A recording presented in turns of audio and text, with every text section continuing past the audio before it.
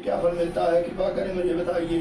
ब्राह्मणों ने कहा, यह सब मनोकामनाओं को पूरा करने वाला सत्यनारायण भगवान का व्रत है। इसकी कृपा से मेरे यहाँ धन धान्य आदि की वृद्धि हुई है। फिर से इस प्रकार व्रत के बारे में जानकर लकड़हारा बहुत प्रसन्न हुआ। तब वह चरणामृत लेकर प्रसाद खाने के बाद अपने घर को गया।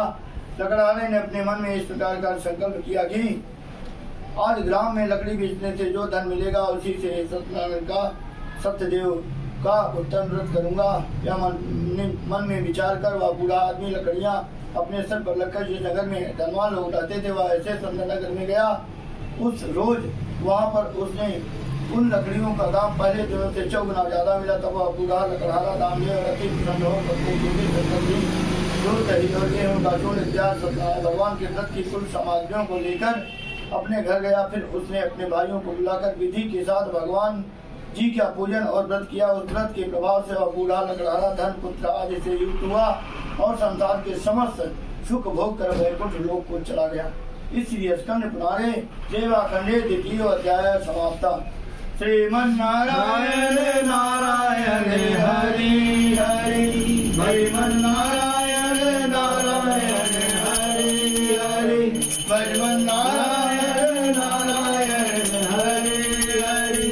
श्री सत्यनारायण भगवान की जय, श्री साईनाथ महाराज की जय।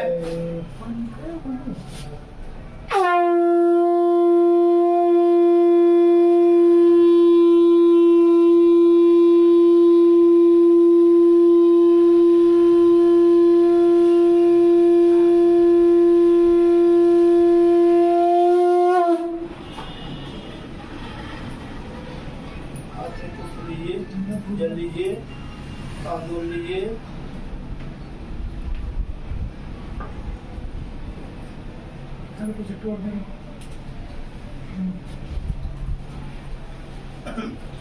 अच्छा 3 अध्याय।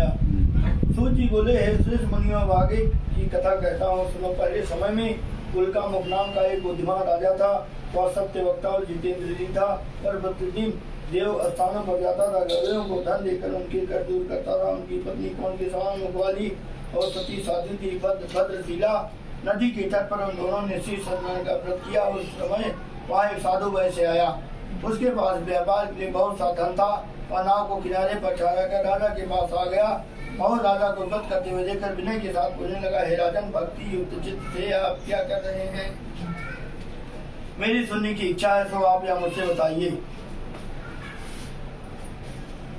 राजा बोला, हे साधु, अपने बांधों के साथ पुत्रार्थ की प्राप्ति के लिए महाशक्तिमान सत्यनारायण भगवान का व्रत का पूजन किया जा रहा है। राजा के वचन सुनकर साधु आदर से बोला, हे राजन, मुझसे इनका सब विधान कहो। मैं भी अपने कथा अनुसार इस व्रत को करूंगा। मेरे भी कोई संतान नहीं है और इससे निश्चय ही कोई संतान होगी। राजा से सब विधान सुन व्यापार से निवृत्त हुआ आनंद के साथ घर गया। साधु ने अपनी स्त्री से संतान देने वाले उस व्रत का समाचार सुनाया और कहा कि जब मेरे संतान होगी तब मैं इस व्रत को करूंगा। साधु बहुत कंजूस था। कोई काम करता था उसको भगवान के ऊपर छोड़ देता था, यानी फिर करेंगे तब मैं इस व्रत को करूंगा। साधु ने ऐसे वचन अपनी स्त्री लीलावती से कहे। एक दिन उसकी स्त्री लीलावती पति के साथ आनंदित और सांसारिक धर्म में प्रवृत्त हो सत्यनारायण भगवान की कृपा से गर्भवती हो गई तथा 10वें महीने में उसने एक सुंदर कन्या का जन्म हुआ। दिनों दिन वह इस तरह बढ़ने लगा जैसे शुक्ल पक्ष का चंद्रमा बढ़ता है। कन्या का नाम कलावती रखा गया। तब लीलावती ने अपने मीठे शब्दों में अपने पति से कहा कि जो आपने संकल्प किया था कि भगवान का व्रत करूंगा, अब आप उसे करिए। साधु जी बोले, हे बिटिए, इसकी विवाह पर करूंगा। इस प्रकार अपनी पत्नी को आश्वासन देवनगर को गया। कलावती पितृगृह में जिसको प्राप्त हो गई। साधु ने जब नगर में सखियों के साथ अपनी पुत्री को देखा तो तुरंत ही दूत को बुलाकर कहा कि पुत्री के वास्ते कोई सुयोग्य वर देख कर लाओ। साधु की आज्ञा पाकर दूत कंचन नगर पहुंचा और वहां पर खोज और देखभाल कर लड़की के लिए सुयोग्य वाले पुत्र को ले आया। उस सुयोग्य लड़की को देखकर साधु ने अपने बंधुओं बांधवों सहित प्रसन्न होकर अपनी पुत्री का विवाह उसके साथ कर दिया। किंतु दुर्भाग्य से विवाह के समय भी उस व्रत को करना भूल गया। तब श्री भगवान क्रोधित हो गए और श्राप दिया कि तुम्हें दारुण दुख प्राप्त होगा। पर संस्कृत में एक कहावत है, जाको तब दारुण दुख दीना ताकि मत आगे हर लीना। समझे ना, जिसको दुख मिलना होता है ना मत हर ली जाती।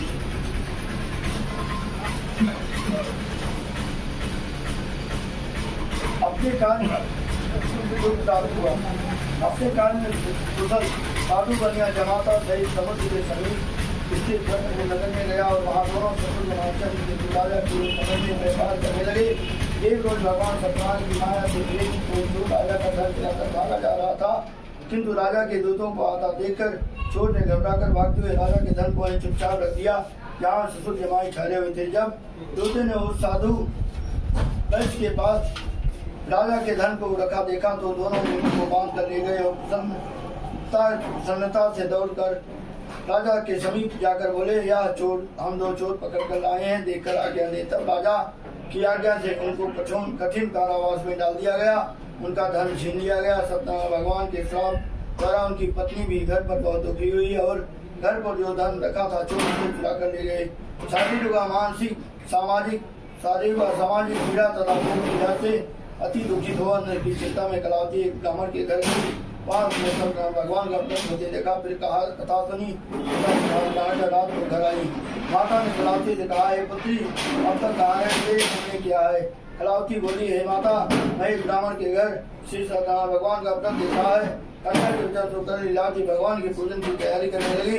लीलावती पत्नियों और बांधों से श्री सत्यनारायण भगवान का पूजन किया और वर मांगा कि मेरे पति और दामाद शीघ्र घर आ जावें। साथ ही प्रार्थना की, हम सबका अपराध क्षमा करो। सत्यनारायण भगवान का इस व्रत से संतुष्ट हो गए और राजा संकेतु को समुद्र में दर्शन देकर कहा, राजन जो तुमने दोनों वैश्यों को बंदी बनाकर रखा पता छोड़ दो और उनका सब धन जो तुमने ग्रहण किया लौटा दो, नहीं तो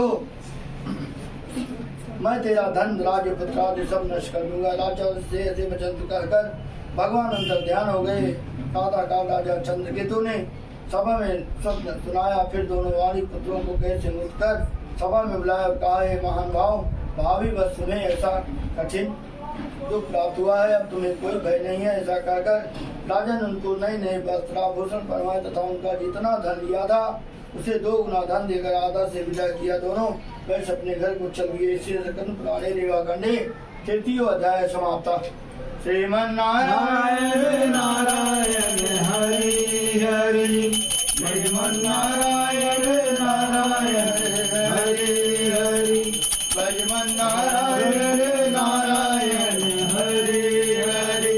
श्री सत्यनारायण भगवान की जय, श्री साईनाथ महाराज की जय।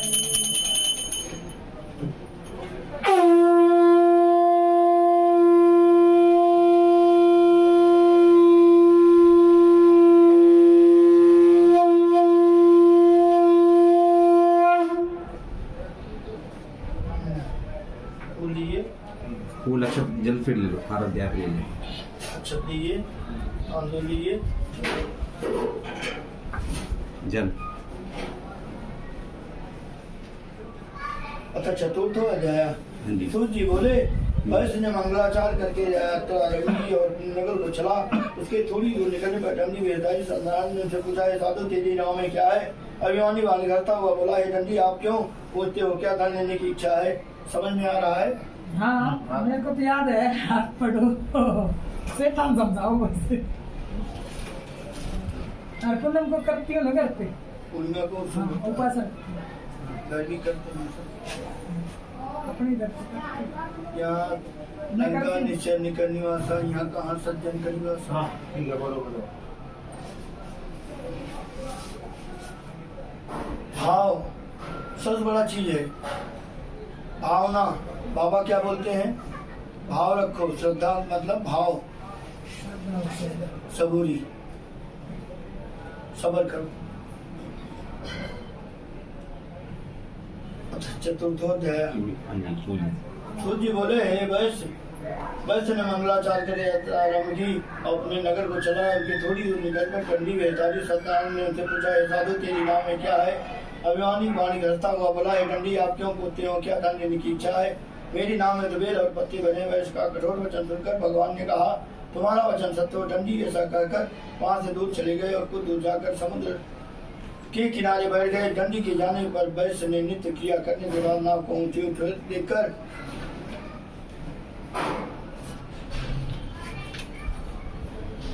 अचंबा किया तथा नाव में बेल पत्ते आदि देखकर मूर्छित हो जमीन पर गिर पड़ा। फिर मूर्छा खोलने पर अत्यंत रोग प्रकट करने लगा। तब उसका दामाद बोला कि आप शोक न करें, यह डंडी का श्राप है था, उनकी शरण में चलना चाहिए, तभी हमारी मनोकामना पूरी होगी। दामाद के वचन सुनकर वह डंडी के पास पहुंचा और अत्यंत भक्ति भाव से नमस्कार करके बोला, मैंने जो आपसे असत्य वचन कहे थे उनको क्षमा करो। ऐसा कहकर महान शोकातुर होकर रोने लगा। तब डंडी भगवान बोले, हे वाणी पुत्र, मेरी आज्ञा से बार बार तुमने दुख प्राप्त हुआ है तो मेरी पूजा से विमुख हुआ।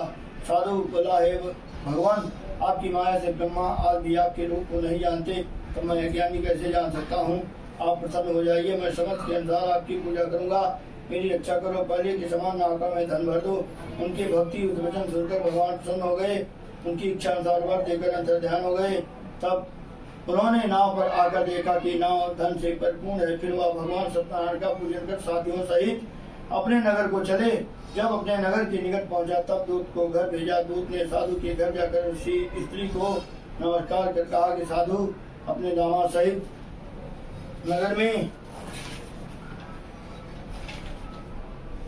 नगर के समीप आ गए हैं। ऐसा वचन सुन साधु की स्त्री ने बड़े हर्ष के साथ सत्यदेव का पूजन कर पुत्री से कहा, मैं अपने पति के दर्शन को जाती हूँ, तू कार्य पूरी कर शीघ्र आ। माता के ऐसे वचन सुनकर कलावती प्रसन्न होकर प्रसाद छोड़कर पति के पास गई।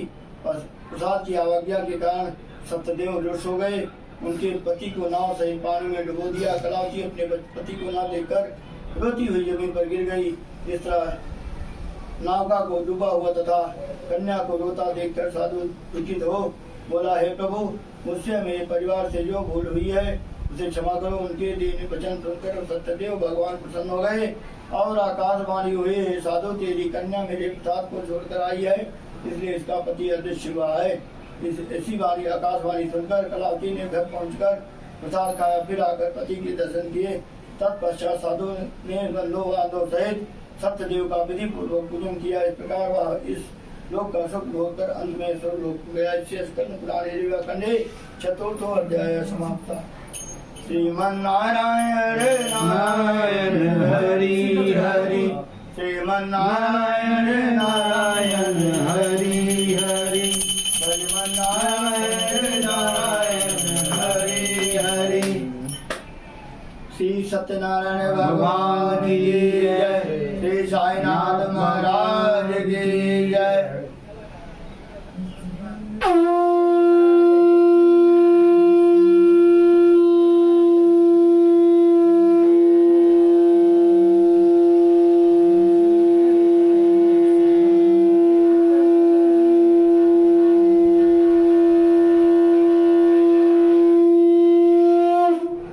जल अक्षत पुष्प ले लो हाथ में।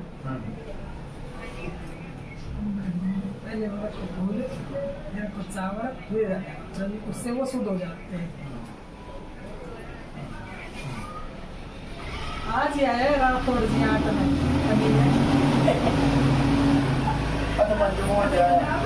सूर्य बोले, हे ऋषि, मैं और भी कथा कहता हूँ। तो प्रजा पालन में भी तुम ध्वज नाम का एक राजा था, उसने भी भगवान का उपकार कर बहुत दुख पाया। एक समय वन में जाकर वन में बच्चों को मार कर वापस नीचे आया। वहाँ वर का मतलब समझते हो? और क्या है? हाँ, कभी ये आदमी जैसी आज बढ़ से नीचे होता चक्कर काट रही। आज तो बट 7 तारीख को बर्थ है। आज बट पूर्णिमा है, आज उसकी पूजा है। आज बड़ा दिन है।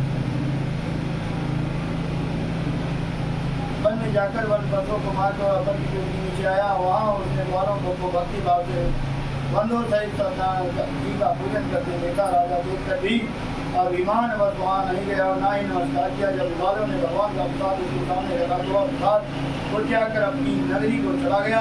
वहाँ उसने अपना सब कुछ नष्ट पाया तो वह जान गया सब भगवान ने किया धरा है। तब वह दुस्वार कर द्वारों के समीप गया और विधि पूर्वक पूजन कर प्रसाद खाया तो सब देव की कृपा से सब कुछ पहले जैसा था ऐसा हो गया। देव काल का सुख होकर मरने पर सुख हो गया। जो मनुष्य इस भगम दुर्लभ व्रत को करेगा भगवान की कृपा से उसे धन दान की प्राप्ति होगी।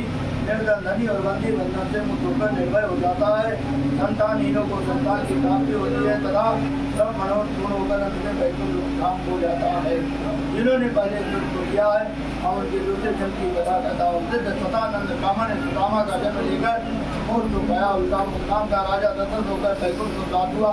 साधु नाम के वैश्य ने मृत अपने पुत्र को आगे से छीनकर मोक्ष को प्राप्त किया। भगवान महाराज तुम दूसरे स्वयं वो होकर भगवान ने भक्ति उसको कर्म कर मोक्ष को प्राप्त किया। तुम्हारे लीला करने पंचमो अध्याय समाप्त। श्रीमन्नारायण